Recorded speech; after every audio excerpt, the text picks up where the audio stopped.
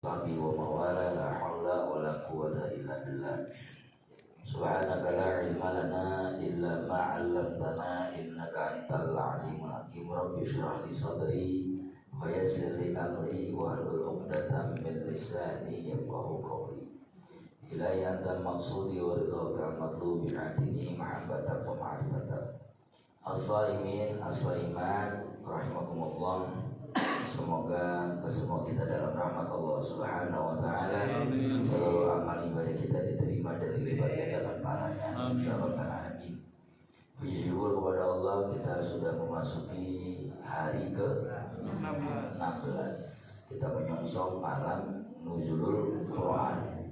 Sehingga kurang lebih pada tahun berapa saya dapat ini kitab. Waktu saya beli sebuah kitab, saya dihadiahi kitab ini sama Habib, namanya At-Tibyan fi Adab Hamalatil Quran. Sebuah kitab dari karangan Abi Zakaria Yahya An-Nawawi yang dipanggil Imam Nawawi. Bedain Imam Nawawi sama Syekh Nawawi. Kalau Syekh Nawawi itu dari Banten, ya, kalau Imam Nawawi ini beliau yang ulama al-mutaakhirin, menjadi pengkritik atau yang punya otoritas di dalam mazhab Imam Syafi'i. Nah, Nawawi punya, bukan lawan tangguh, punya dua pendapat. Jika ada Imam Nawawi, ada Imam Rafi'i. Nah, nanti di bawahnya Nawawi punya murid Imam Ibnu Hajar Al-Haythami. Nanti juga bersebut dengan Imam Romli. Ini namanya sanad ilmu yang mutasil begitu. Bukan main kembali ke Quran, ke sunatan para ulama. Tarakul ulama juhalan, meninggalkan ulama jahil pasti. Ya, tidaklah kita ngaji bahkan masalah Al-Quran saja di sini. Di sini ada yang saya garis bawahi, yaitu hadis Ubadah bin Samit tentang bagaimana mengambil upah di dalam mengajar Al-Quran. Di sini ada. Yang suka mengambil upah dari mengajar Al-Quran. Bagaimana mengambil upah dari orang yang baca Al-Quran? Masya Allah, 10 juta ori, 15 juta ori. Gimana nih? Nanti di sini ada. Ya. Nah, Bismillahirrahmanirrahim. Kita masuk pembahasan dulu. Qara'a yaqra'u Qur'anan. Quran itu punya arti kata Qur'anan, masdar dari qara'a. Qara'a artinya baca, fi'il madhinya membaca lah ya, membaca. Maka Qur'anan ini sebuah bacaan. Perintahnya adalah baca, iqra. Karena gak semua orang bisa paham, sehingga seluruh umat mesti wajib baca Quran. Tidak semua wajib paham Quran, ya kan? Ada yang bacanya cakep, kagak paham-paham. Ada yang bacaannya kurang bagus, wah saya pahamnya Masya Allah. Jadi yang paling pasti bagi umat Islam, bacalah bacaan Quran. Sebuah produk pasti ada buku panduannya. Motor ada buku panduannya, mobil ada buku panduannya. Semua ciptaan manusia ada buku panduannya. Untuk apa? Untuk menjalankan agar sesuai dengan niatan si pembuat.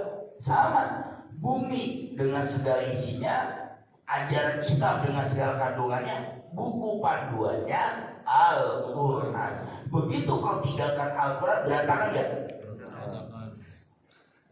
Man fassarul Qur'ana bira'ih. Siapa yang menafsirkan Al-Quran seenaknya dewe, gak pakai ulama, ambil camat comot, gak paham fannun min tafsir, pandai bertafsir, lugawinya, nahwu sorobnya, asbabun nuzulnya, gak tahu munasabah ayatnya, maka kata Nabi faliyatabawa maq'adahu, ambil bagian, dia punya tempat duduknya di neraka.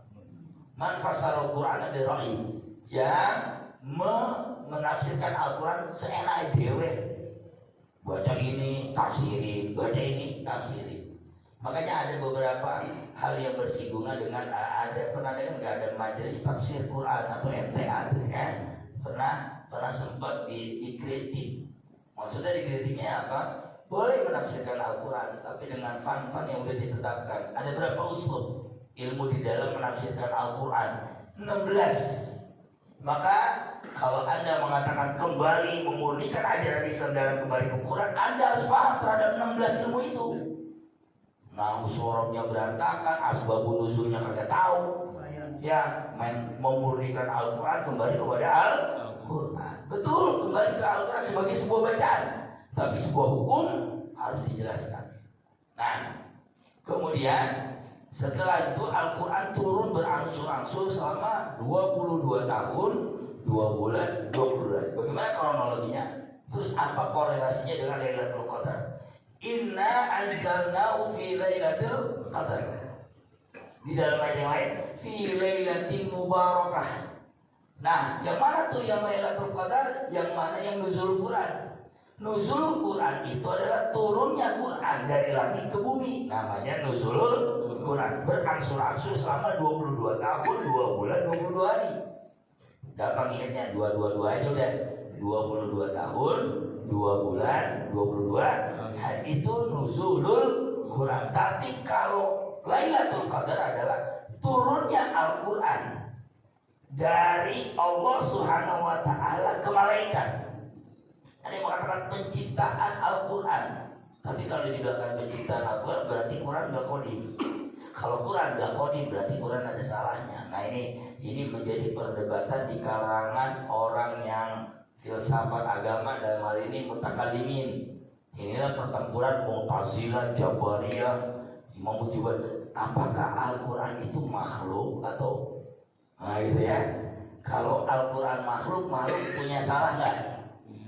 Ini saya ajak berpikir agak kritis tapi serem. Ini pemikiran kritis tapi serem. Saya mau tanya, kalau Quran sifatnya hudus, baru, sesuatu yang baru, dan berarti hudus itu makhluk. Kalau makhluk bisa salah nggak? Bisa. Berarti Quran? Nah iya, di situ mainnya. Nah kalau Quran qadim berarti sifatnya Allah. Berarti Quran dengan Allah sama. Berarti Quran sesuatu yang azali, sifat Allah. Sehingga berarti musyrik. Allahnya ada dua, satu aturan, satu juga Allahnya. Bagaimana mendudukannya? Mau tahu mendudukannya? Uskutlah tentang. Jangan ngomong lagi udah. Ya, karena itu adalah pembicaraan mutakallimin, filosof di dalam agama. Dan ini yang dijauhi oleh orang awam. Saya hanya menawarkan sedikit, bapak-bapak udah puyeng. Ya, iya ya, Quran kalau qadim sama sifat Allah, berarti Quran itu sesuatu yang azali dan abadi, sesuatu yang bersama dengan Sang Khalik. Kalau bersama dengan Sang Khalik berarti Allah punya sekutu, yaitu Quran. Nggak boleh. Oke. Kalau Quran hadas atau hudus, sesuatu yang baru itu rusak.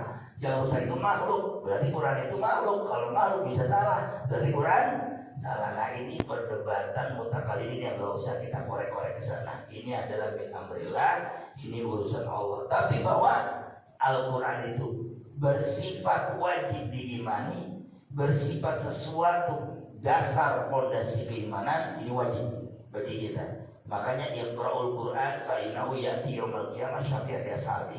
Kata Nabi, bacalah Al-Quran, sungguh Al-Quran akan menjadi syafaat di hari kiamat. Kita buka sedikit. Bismillahirrahmanirrahim. Buat bapak ibu yang bacanya masih amburadul atau mereka yang sudah bagus bacanya, ada riwayat dari sahabat Nabi Muhammad SAW. Riwayatnya adalah riwayat dari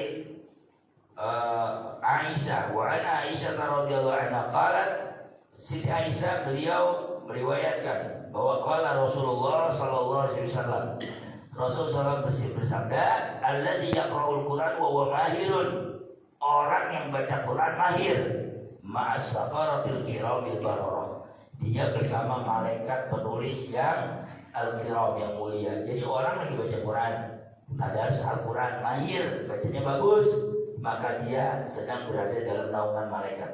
Kata Allah Subhanahu wa Ta'ala, dia dalam bernaungan malaikat, sehingga gak boleh godain orang yang baca Al-Quran. Nanti ada adabnya, siwak, menghadap kiblat, berwudu dan lain sebagainya. Tidak boleh terbuka aurat karena dia bersama dengan malaikat kiramil bararah. Ini Imam Bukhari riwayatnya, hadisnya sahih. Walladzi yaqra'ul Quran wa huwa yatata'ta. Dan mereka yang baca Quran terbata-bata. Fihi wa huwa syaqun, Dia sulit baca Qurannya, lidahnya ketukar mulu. Yuwaswisu, yusausiwu, susausiwu. Ini orang yang tata, orang lidahnya kelibet mulu baca Quran. Maka Allah Subhanahu wa taala melalui hadis Nabi-nya, falahu ajrani, dia dapat 2 pahala. Yang pertama, pahala membaca Al-Quran. Yang kedua, mencoba menghilangkan kebodohannya. Jadi, kalau ada orang tua lagi baca susah banget, dia lagi dapat 2 pahala. Tuh, udah setua bangka ini masih yusausiwu, waswiswi. Ada yang langgam yang dilanggam. Mengenai langgam, itu kembali kepada ya lidah masing-masing. Teman-teman biasanya Sunda sulit baca za, izaja, ijaja, ijajul jilatilah bujilja. Ya, boleh kalau gitu. Ya dia mesti latih. Tapi bahwa itu ya tak namanya itu. Dia dalam keadaan sulit karena memang lidahnya. Sebagian huruf ain dibaca ngah. Wa anfik zu sengati min sengati. Lain dari sengah gitu ya.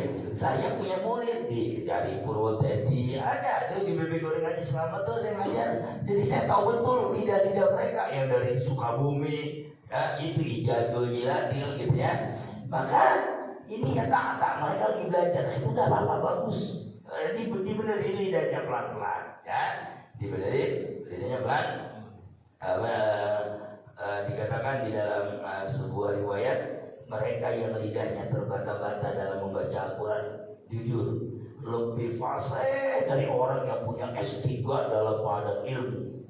Mereka yang punya teori-teori ilmiah jauh lebih mulia, yang bacanya masih ngauzu, itu lebih mulia. Tapi bukan auzu, ngauzu ada yang begitu. Ghairil maghdubi alaihim walajojo, bukan do. Saya kalau ngajarin gitu, tapinya ketawa, tapi takutnya menyinggung perasaan ya. Masya Allah, ini menarik sekali gitu. Dan memang ada pahala dari Allah Subhanahu wa ta'ala. Jadi bapak-bapak jangan minder. Bapak-bapak dapat 2 pahala yang belum mahir. Yang sudah mahir, di kepalanya ada malaikat kiramil bararah. Nah, safaratil kiramil bararah. Rawal Bukhari dari Abu Husain Muslim bin Hajjaj bin Muslim Al-Qushairi. Itu nama Imam Muslim, ya, Imam Muslim bin Hajjaj bin Muslim Al-Qushairi An-Naisaburi. Masya Allah. Nah, wa Nabi Musa al-Asy'ari radhiyallahu anhu qala Rasulullah sallallahu alaihi wasallam, mathalul mu'mini alladhi yaqra'ul Qur'an masalul uturja rayuha thayyibun wa ta'muha thayyib. Kata Nabi, perumpamaan orang beriman yang baca Al-Quran apalagi di bulan Ramadan itu seperti utruja. Apa utruja? Rihuha thayyib, baunya enak, wa ta'muha thayyib, rasanya lezat. Utruja. Orang beriman yang dia baca Quran lezat, wanginya enak, dirasainnya nikmat. Nah, itu orang beriman. Mudah-mudahan kita utruja. Amin. Utruja apa sih? Didomir hamzah warra ma'ruf. Kala Abu Zaid yuqal utruja itu adalah al-atimah, sebuah makanan, ya, sebuah makanan mungkin seperti buah. Kalau kita duren ya, duren kan wanginya begitu khas. Wah, rasanya tergantung. Ada yang gocap 2, la ilallah. Oh iya, udah kayak makan kapas kita nggak ada rasanya. Tapi yang montong tuh masya Allah ya. Utruja. Wa masalul mu'minul ladzi la yaqra'ul Qur'an mislu tamara la rihalahu ta'mu wa hulu. Perumpamaan orang beriman yang kagak baca Quran. Dia beriman, enggak baca Quran. Maka kata Nabi, dia kayak korma. Nah, lari hal-hal. Dia enggak punya bau. Korma ada baunya enggak? Enggak ada. Walakin ta'mu wa hulun. Apa? Rasanya manis tapi enggak ada baunya. Korma kan enggak ada baunya. Orang beriman gak baca Quran kayak korma, ya, kayak korma. Wa masul munafik, sekarang orang munafik, alladzi yaqra'ul Quran, dia munafik tapi baca Quran, maka dia seperti raihana, dia seperti wewangian. Apa? Rihuha thayyib, wanginya enak, tapi pas dirasain minyak wangi rasanya apa? Wah, bukan pahit lagi, beracun malah ya, wah gak enak tuh. Nah itu orang munafik. Jadi dia gak dapat rasa Al-Quran, Zaukul Quran. Orang Pak, kalau Quran udah meresap, dia kalau dengar Al-Quran, maka dia diam, gak berani ya. Bukan yang di MP3 ya, saya lagi bicara yang orang ngomong dengan lisannya langsung. Kalau MP3 sih disetel aja kadang-kadang ya, itu mah alat. Ingat, MP3 audio itu sifatnya alat, speaker sifatnya alat. Yang disebut di dalam ayat Al-Quran, idza quri'al Quran fastami'u lahu wa ansitu. Kalau sedang dibacakan Al-Quran, diam. Nah itu Al-Quran yang lisannya lagi ngomong, bukan alat, bukan handphone. Kalau handphone